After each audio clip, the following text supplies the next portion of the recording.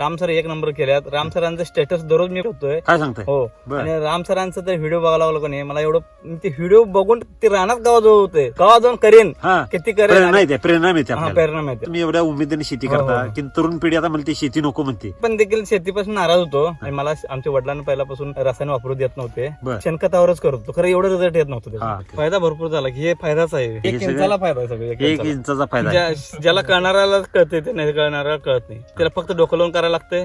मी काय केलं होतं, मी फसलो काय की म्हणून मी भाजीपाला टाकलो. निदान माझ्या भाजीपाल्यात मी पैसे होते बीट आलं तर आलं, नाही तर नाही. नाहीतर नाही. काय बीट आता मी कवा काढू, कसं काढू, मला कळायचं बंद झाली. एवढं उत्पादन द्यायला लागले. उत्पादन घेतलं सर समाधान वाटते की नाही? समाधान काय विषयच नाही. एवढं समाधान सर पैसे देऊन तर कुठे मिळते? नाही. आपल्याला समाधान आहे, मातीला समाधान आहे. जे गिराईक घेतोय त्या लोकांचा आशीर्वाद आहे, त्यांचं समाधान आहे. दुसरी गोष्ट माझ्याकडे व्यापारी जो घेतोय त्याचा माल परत येणार नाही, तो तिथं विकतोय त्याचा पण फायदा आणि घेणाऱ्याचा पण फायदा. किती पण मार्केट पडू दे, जे माझं माल घेणार आहे त्याचा माल परत येत नाही माझ्याकडनं. आज 100 नेला तर उद्या 150 का होईना त्याने मागूनच घ्यायला पाहिजे. चव लागणार त्या लोकांना. एवढा कॉन्फिडन्स कसं काय? मला मी स्वतः व्यापार आहे, स्वतः पण पिकवतोय आणि स्वतः विकतोय, त्याचा मला अनुभव आहे. अनुभव आलाय.